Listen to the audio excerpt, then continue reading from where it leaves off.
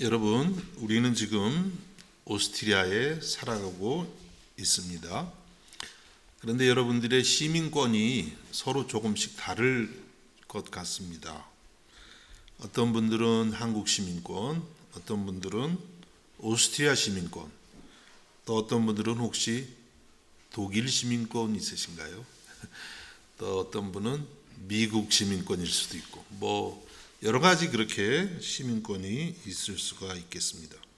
그런데 우리가 예수님을 믿었다면 이제 우리는 누구나 할 것 없이 전부 천국 시민권자가 되는 것입니다.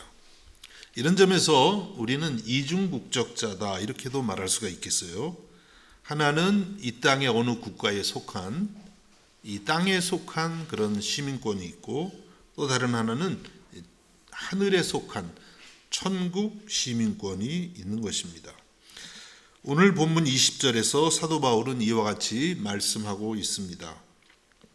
그러나 우리의 시민권은 하늘에 있는지라 거기로부터 구원하는 자 곧 주 예수 그리스도를 기다리노니. 우리의 시민권은 하늘에 있다 이렇게 말씀합니다. 그러니까 우리가 이 땅에서 어떤 시민권을 가졌든지 간에 우리의 본질적인 그런 시민권은 천국 시민권이라는 거죠. 어떤 게 더 중요하세요? 한국 시민권이 중요하세요? 천국 시민권이 중요하세요? 사도 바울은 여기서 그런 의미를 내포하는 거예요. 천국 시민권이 우리의 본질적인 시민권이고 천국 시민권이 더 소중하다 이렇게 말씀을 하고 있습니다. 그런데 왜 여기서 사도 바울이 조금은 좀 갑작스럽게 천국 시민권을 언급하는 것일까요? 그 이유는 당시 빌립보 도시와 관련이 있다고 하겠습니다. 당시 빌립보는 로마의 식민지였다고 합니다. 그리고 그곳에는 주로 누가 와서 살았냐면 로마 제국을 위해서 오랫동안 군인으로 생활해왔던 이런 퇴역 군인들이 모여서 사는 그런 도시가 빌립보였다고 합니다. 또 빌립보 시는 로마의 식민지였기 때문에 상당수가 로마 시민권을 갖고 살아갔다고 합니다. 그래서 그들은 로마인의 복장을 입었고, 나라마다 여러분 조금씩 복장이 다른 거 아시죠? 독일 가보세요. 조금 다릅니다. 제가 어떻다고 말씀을 안 드리겠지만 독일의 분위기가 있잖아요. 프랑스 가보세요, 여러분. 복장이 다릅니다. 정말 패션의 나라구나 이런 느낌이 들죠. 우리 한국, 여러분이 한국 다녀오시면 복장이 달라지더라고요. 물론 오래 가지는 못하는데 조금 달라져서 오시더라고요. 그래서 여기 사는 빌립보 사람들은 로마인의 그 복장을 하고 살았고 또 로마 문화를 따라 살아갔습니다. 또 그들은 로마인으로서의 로마 시민으로서의 특권을 누렸습니다.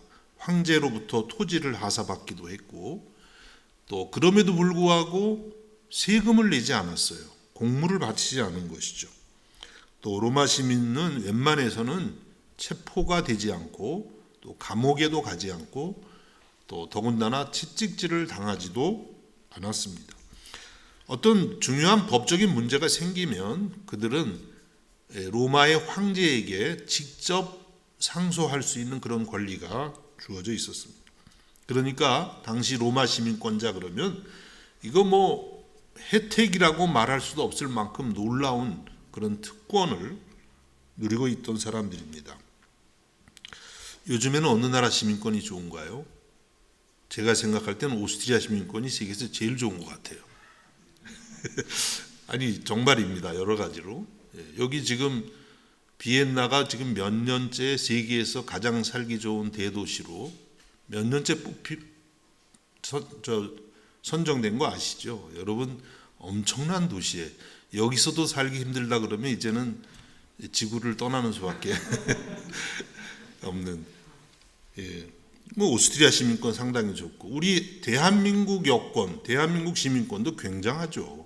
못 가는 나라가 거의 없는 그런 시민권입니다. 그런데 로마 시민권은 오스트리아나 대한민국 시민권에게는 비교할 수가 없는 거예요. 이건 엄청난 그런 특권을 주었던 것입니다. 그래서 빌립보 교회 성도들은 로마 시민권자가 가지고 있는 자부심, 또 특권이 어떤 건지 잘 알고 있었어요. 그래서 사도 바울이 빌립보 성도들에게 우리의 시민권은 하늘에 있는지라 라고 하면 빌립보 성도들은 그 의미를 금방 아는 거예요. 사도 바울이 무슨 뜻으로 이 말씀을 한 것입니까? 로마 시민권이 물론 대단한 것이지만 우리가 예수 그리스도 안에서 가지고 있는 천국 시민권은 더 놀라운 것이다. 이런 의미를 가지고 이 말씀을 하고 있습니다. 여러분, 그렇습니다. 우리는 예수님을 믿어서 천국 시민이 됐습니다. 천국 시민권을 여러분이 다 소유하고 있는 줄로 믿습니다. 이것은 굉장한 특권이고 굉장한 긍지이고 또 그렇기 때문에 거기에 걸맞는 책임을 요구하는 것이 되기도 하는 것입니다. 그래서 오늘 말씀을 통해서 우리가 천국 시민권자로 산다는 게 어떤 의미인가를 여러분하고 잠시 나누고자 하는 것입니다. 첫 번째는 천국 시민은 날마다 그리스도를 닮아 가라고 그렇게 말씀하고 계십니다. 여러분, 천국의 주인이 누구세요? 천국의 주인이 예수 그리스도시죠. 그러니까 우리는 당연히 천국의 주인 되시는 예수님을 닮아서 살아가라고 말씀합니다. 오늘 본문 17절에 형제들아 너희는 함께 나를 본받으라. 그리고 너희가 우리를 본받은 것처럼 그와 같이 행하는 자들을 눈여겨보라. 사도 바울이 빌립보 성도들을 향해서 너희는 나를 본받으라, 바울을 본받으라 이렇게 말씀을 했습니다. 그리고 또 바울을 본받는 것처럼 바울처럼 행하는 또 사람들을 본받으라 이렇게 말씀을 했어요. 사도 바울이 나 좀 본받아. 여러분 기분이 어떠신가요? 혹시 좀 바울 사도가 너무 좀 많이 지나치게 나갔다 이런 생각 안 드시나요? 제가 여러분들에게 여러분 저를 본받으십시오. 얼굴이 막 인상을 쓰는 분들이 보일 듯해요. 이거 말하기가 참 어려운 것이죠. 나를 본받으라는 게. 자, 사도 바울이 나를 본받으라 어떤 의미로 하셨을까요? 그것은 사실 사도 바울 그 자신의 인격이나 혹은 자신의 어떤 능력이나 지혜를 본받으라는 것은 아닙니다. 이 의미는 사도 바울이 예수님을 본받는 것처럼 여러분도 저의 그 예수님을 본받는 삶의 그 자세를 본받으라는 뜻이에요. 이렇게 말씀드려도 이해가 잘 안 되죠. 고린도 전서 11장 1절에서 사도 바울이 이런 말씀을 합니다. 내가 그리스도를 본받는 자가 된 것 같이 너희는 나를 본받는 자가 되라. 내가 그리스도를 본받는 자가 된 것 같이 너희는 나를 본받는 자가 되라. 사도 바울이 예수님을 본받는 것처럼 너희도 예수님을 본받으라. 이런 뜻이에요. 그래서 이 말씀의 뜻은 우리들이 궁극적으로 본받아야 될 분 예수 그리스도를 말씀하고 있습니다. 특별히 빌립보서에서는 그리스도의 본 이렇게 말씀할 때 그것은 빌립보서 2장에 나오는 예수님의 낮아지심의 본을 의미합니다. 이 빌립보서 2장 중에 2장의 5절에서 8절 이 말씀이 이 빌립보서의 굉장히 중요한 구절이 됩니다. 빌립보서 2장 5절에서 8절까지입니다. 너희 안에 이 마음을 품으라. 곧 그리스도 예수의 마음이니 그는 근본 하나님의 본체시나 하나님과 동등됨을 취할 것으로 여기지 아니하시고 오히려 자기를 비워 종의 형체를 가지사 사람들과 같이 되셨고 사람의 모양으로 나타나사 자기를 낮추시고 죽기까지 복종하셨으니 곧 십자가에 죽으심이라. 우리가 여러 주 전에 이 말씀을 같이 보았죠. 예수님이 하나님과 동등한 분이신데 그 모든 것을 다 비우고 인간의 몸을 입고 이 땅에 오셨고 또 우리를 위해서 십자가에서 죽기까지 그렇게 자기를 낮췄다는 거예요. 예수님이 얼마나 겸손한 분인지 보여주고 있는 그런 말씀이에요. 천국 시민의 특성은 바로 이래야 된다는 거예요. 예수님이 자기를 낮춘 것처럼 우리들도 나를 낮추는 그런 삶. 여러분, 예수님께서 나는 마음이 온유하고 겸손하니 이렇게 말씀했습니다. 이게 예수님의 핵심이고 천국 문화의 특징인 거예요. 우리가 천국 시민으로 산다는 건 예수님을 본받아서 낮추는 삶, 겸손하고 온유한 삶을 배워가는 것을 의미하는 것입니다.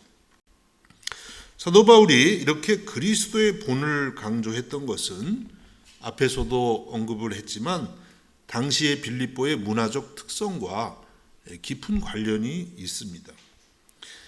여러분, 어느 도시나 그 도시의 분위기가 있는 거 아시나요? 여러분, 비엔나 사시면은요, 비엔나에 어떤 분위기가 있어요. 여러분 잘 모르시죠? 저는 잘츠부르크에서 오기 때문에 조금 압니다. 뭐 그렇게 오스트리아인데 다르냐고요? 좀 달라요. 뭔지 모르지만 달라요. 잘츠부르크 하면은 이 문화적 혹은 역사적 자부심이 대단한 도시라는 거 아시나요? 전에 그 오스트리아 목사님 한 분이 저에게 그런 얘기를 했어요. 그분은 오스트리아의 저 케른텐 아시죠? 남부 거기서 오신 분인데 잘츠부르크에서 한 20년을 사셨어요. 은퇴하신 그런 목사님인데 그분이 저에게 이야기를 하기를 잘츠부르크에서 이 목사가 유일한 친구야 이러시더라고요. 그래서 거짓말하는 줄 알았어요. 아니, 무슨 얘기를, 여기 오스트리아 목사님들이 얼마나 많은데 그분들이 친구지 뭐 제가 유일한 친구라고요? 그렇대요. 왜 그러냐 그랬더니 자기가 케른텐에서 와서 잘츠부르크 사람들이 끼워주지 않는데요. 여기도 그런 게 있더라고요. 어쨌든 그렇게 참 하시는 말씀을 들으면서 이 잘츠부르크가 콧대가 참 높은 곳이구나 이런 생각을 해보았습니다. 아마 그런 것 같아요. 과거에 로마가 잘츠부르크를 중부 유럽에 있는 로마로 키우기 위해서 계획적으로 세운 그런 도시라고 합니다.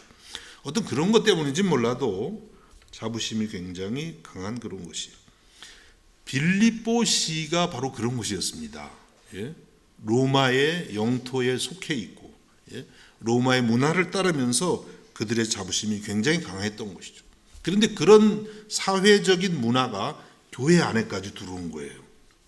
그러니까 교회 안에서도 서로 섬기는 게 굉장히 어려웠던 것입니다. 여러분, 우리는 믿음 생활하면서 이런 점을 매우 주의해야 됩니다. 세상의 문화가 교회로 들어와서 교회를 잠식하지 않도록 우리 늘 깨어 있어야만 되는 것입니다. 세상의 문화는 대체적으로 언제나 하나님과 반대로 갑니다. 그리고 세상의 문화는 대체적으로 인간의 교만을 부추기는 그런 문화가 됩니다. 우리는 그와 같은 것을 잘 분별하면서 날마다 천국 문화를 배워가야 되는 줄로 믿습니다. 그 천국 문화의 핵심이 뭐라고요? 바로 그리스도가 자기를 십자가에 죽기까지 낮추신 그 문화예요. 우리가 그 문화를 배워갈 때에 우리의 가정에서 천국이 이루어집니다. 우리의 교회에서도 천국이 이루어지고 우리가 가는 곳마다 하나님의 나라를 이루는 데에 귀하게 쓰임 받을 줄로 믿습니다. 이와 같이 사도 바울을 통해서 또 우리 주변의 성도들을 통해서 그리스도의 겸손을 배워갈 수 있기를 주님의 이름으로 축복합니다. 두 번째는 천국 시민은 십자가를 붙드는 십자가 중심의 삶을 살아가라고 말씀하십니다. 오늘 본문 18절에 보니까 내가 여러 번 너희에게 말하였거니와 이제도 눈물을 흘리며 말하노니 여러 사람들이 그리스도의 십자가의 원수로 행하느니라. 사도 바울이 빌립보 교회 성도들에게 여러 번 같은 얘기를 했다고 합니다. 그리고 지금은 눈물을 흘리면서 가슴이 아파서 눈물을 흘리면서 말을 하는데 여러 사람들이 그리스도의 십자가의 원수로 행한다 이렇게 말씀했어요. 한두 사람이 아니라 여러 사람이 빌립보 교회 안에서 그리스도의 십자가의 원수로 행한다는 거예요. 아니 교회를 나오는데 어떻게 예수님의 원수가 될 수가 있나요?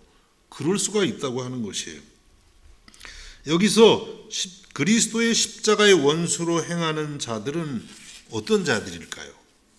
우선 우리가 이 빌립보서 전체를 생각해 보면 이들은 율법주의자들이었을 것입니다.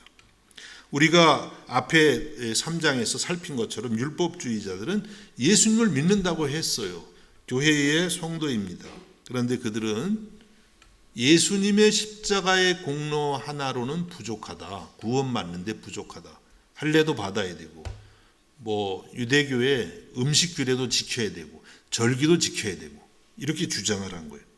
그래서 결국은 그들은 예수님의 십자가의 죽으심을 헛되게 한 거예요. 예수님이 십자가에서 다 이루셨는데 또 필요하다 그러면 그 십자가를 헛되게 하는 것입니다. 그래서 그들이 십자가의 원수가 된 거예요. 굉장히 열심히 있습니다. 나름대로 또 율법을 지키는 사람들입니다. 그러나 십자가의 원수가 된 거예요.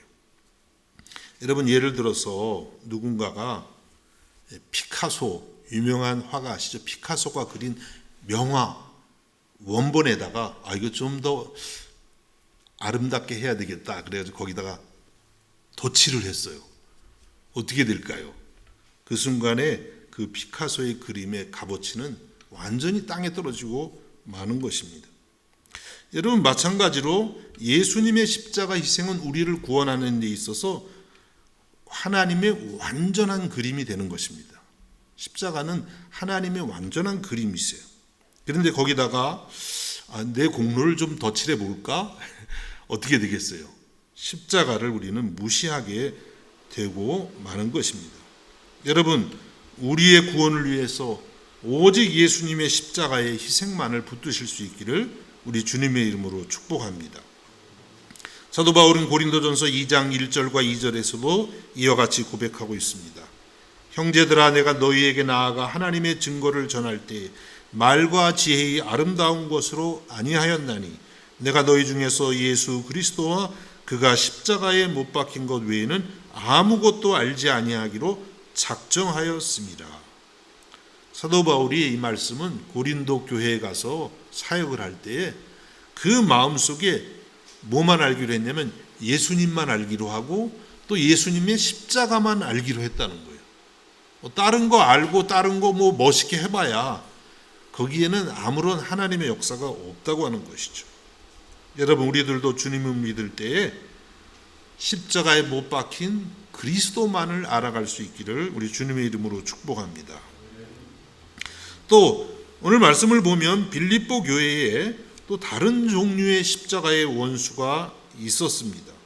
오늘 본문 19절을 봅니다.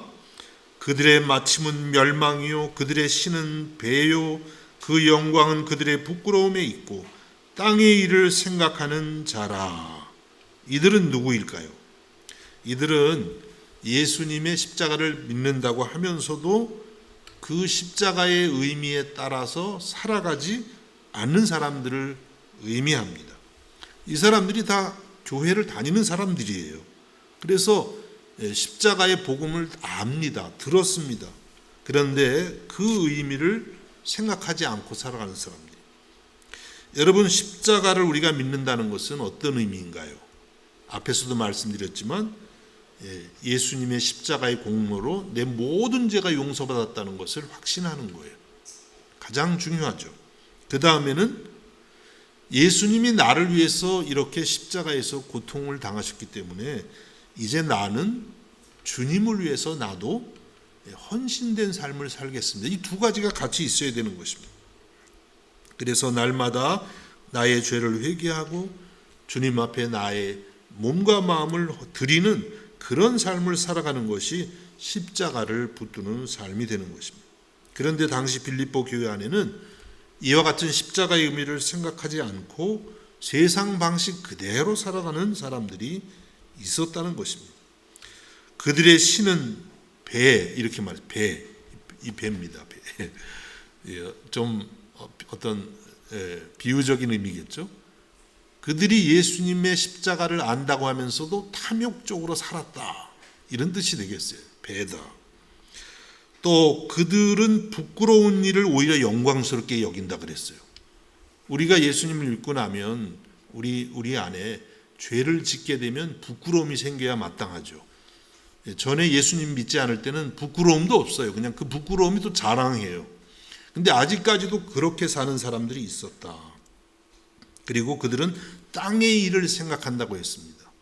예수님이 우리를 위해서 십자가에 죽으신 것은 이제는 이 땅하고 이 땅의 가치관하고 결별하라는 거거든요.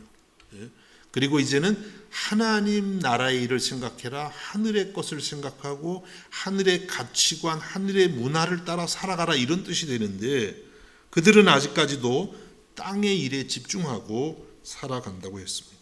그래서 결국 그들의 마지막은 구원이 아니라 멸망이다, 이렇게 말씀했어요. 그래서 이런 사람들은 사실 교회를 다니지만 엄격히 말하면 성도가 아니라고 하는 거예요. 아직 구원을 받지 못한 사람들이 된다. 그래서 사도 바울이 가슴 아프게 눈물을 흘리면서 말씀을 했던 것입니다. 여러분, 마찬가지입니다. 우리도 예수님의 십자가의 복음을 입술로만 고백해서는 안 될 것입니다. 그 십자가의 복음에 따라 우리들이 그 의미를 생각하면서 합당한 삶을 살기 위해서 애써야만 되는 줄로 믿습니다.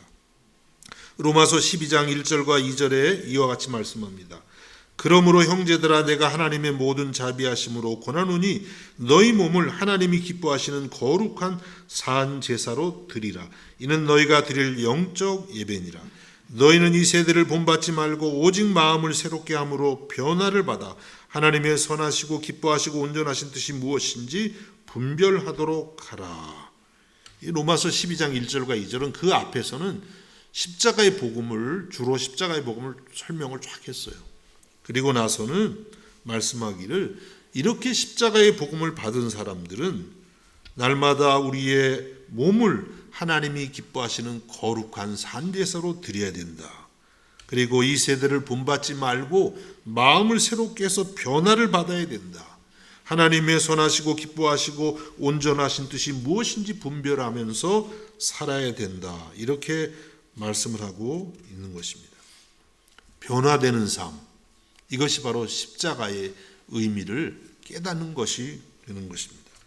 여러분, 날마다 주님의 십자가를 붙들고 내 구원이 주님의 십자가 하나만으로 완전히 이루어졌음을 늘 확인하고, 또 동시에 그 십자가가 나에게 주는 의미를 생각하면서 삶의 변화가 일어날 수 있기를 우리 주님의 이름으로 축복합니다. 마지막 이제 한 가지만 더 말씀드리면, 천국 시민은 천국 소망으로 가득 찬 삶을 살아가라고 말씀하고 있습니다. 오늘 본문 20절과 20절을 읽어봅니다. 그러나 우리의 시민권은 하늘에 있는지라 거기로부터 구원하는 자 곧 주 예수 그리스도를 기다리노니 그는 만물을 자기에게 복종하게 하실 수 있는 자의 역사로 우리의 낮은 몸을 자기 영광의 몸의 형체와 같이 변하게 하시리라. 맨 앞에서 한번 말씀드렸죠. 우리의 시민권은 하늘에 있는지라. 이 하늘 시민권을 갖고 있는 사람은 어떤 사람이냐면 거기로부터 구원하는 자 곧 주 예수 그리스도를 기다린다, 이렇게 말씀했어요.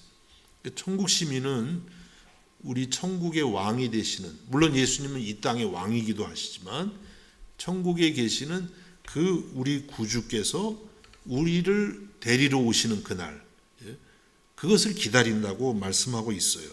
사모하면서 기다린다는 것입니다. 여러분, 우리 삶은 기다림의 연속이 아닐까 생각을 해봅니다. 사람을 기다리고 또 돈과 명예도 기다리고 좋은 집이나 자동차도 기다리고 권력도 기다리고, 크게는 통일도 기다리고 더 크게는 세계 평화도 기다리죠. 항상 우리는 기다리는 삶을 살아가는데 우리가 정말 기다려야 되는 것이 있습니다.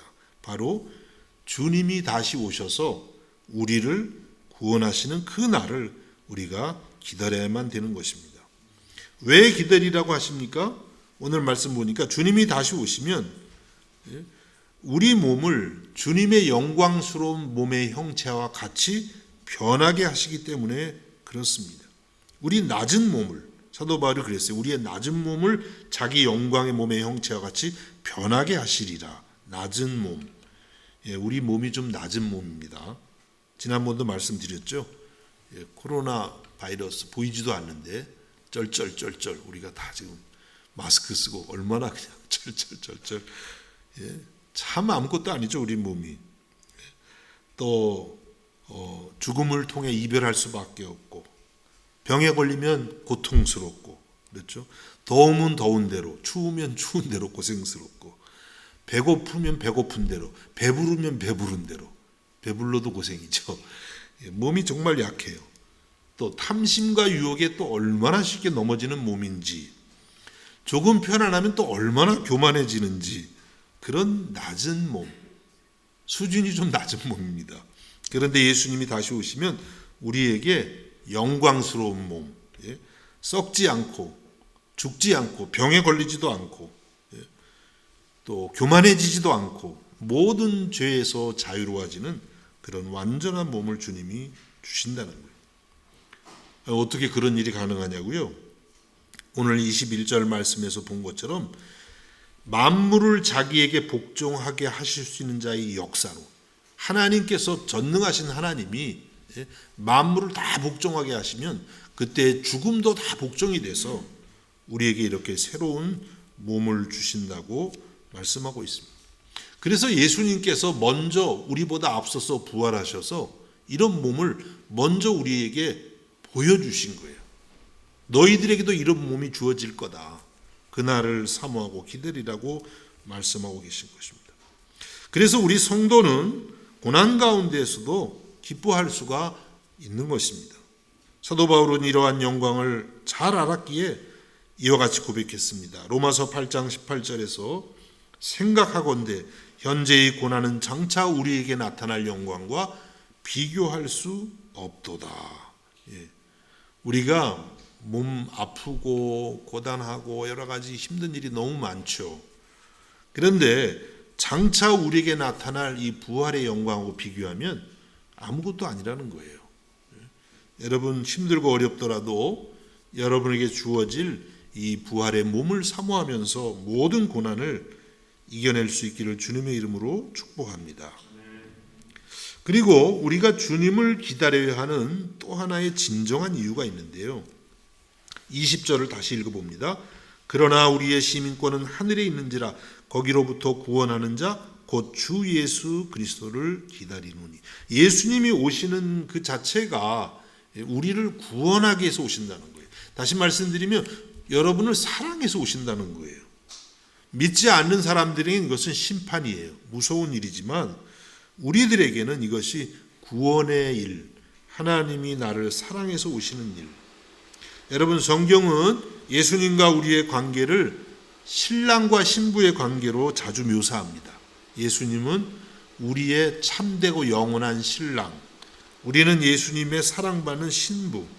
그래서 예수님이 오시게 되면 우리가 주님과 함께 혼인잔치를 하는 그런 날입니다. 복되고 즐거운 날이죠. 그리고 예수님께서는 우리가 거할 영원한 거처를 천국에 예비하고 있다고 말씀을 하세요. 요한복음 14장 1절에서 3절에 예수님이 말씀하십니다. 너희는 마음에 근심하지 말라. 하나님을 믿으니 또 나를 믿으라. 내 아버지 집에 거할 곳이 많도다. 여러분 오스트리아 사는데 좀 집이 없는 분 안 계시나요? 다 있으신 것 같아요. 없을 수도 있죠. 제자들은 좀 거할 데가 없었나 봐요. 그런데 예수님 뭐라고 하셨어요?